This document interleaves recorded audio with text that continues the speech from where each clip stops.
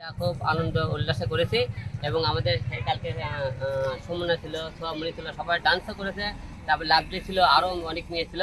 যে আমরা আশা রাখতেছি যে খালি অনেকে বলে না হিরো আলমকে সমালোচনা করে, যে হিরো আলম কালকে যখন দেখলেন একটা হাইকোর্টের লয়ার এবং কোটিপতি হিরো আলমকে যখন মনে করেন তার জন্মদিন পালন করে, অনেকে বলে হিরো আলম খালি ইস্কালা ভ্যান্ডালা গার্মেন্টসের লোকেরা বলে সাপোর্ট করে।